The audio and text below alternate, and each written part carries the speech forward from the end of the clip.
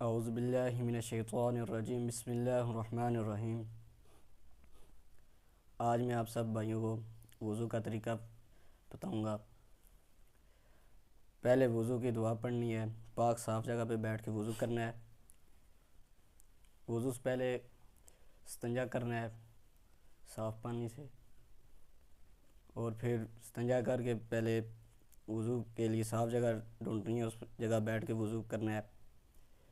وضو کرنے کا پہلا جو سا طریقہ ہے، پہلے ہاتھ دھونے ہیں 3 دفعہ، پھر 3 دفعہ کلی کرنی ہے، حلق تک پانی جائے یہاں تک، پھر 3 دفعہ ناک میں پانی چڑھانا ہے۔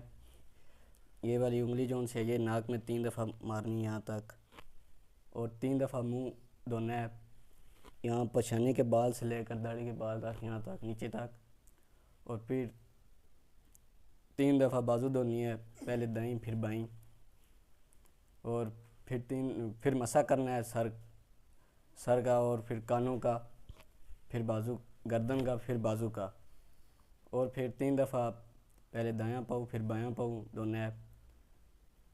اور پھر میں آپ کو ابھی غسل کے فرائض بتاتا ہوں آگے۔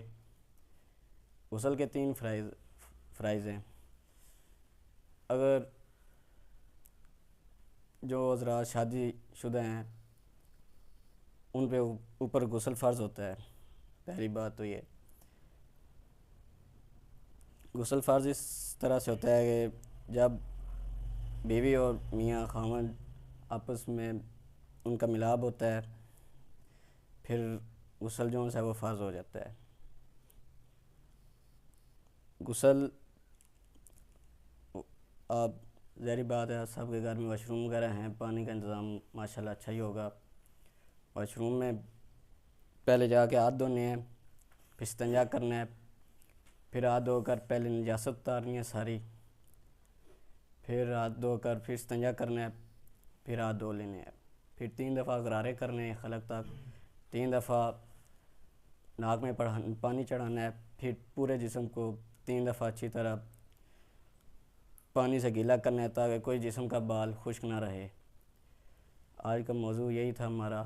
جزاک اللہ۔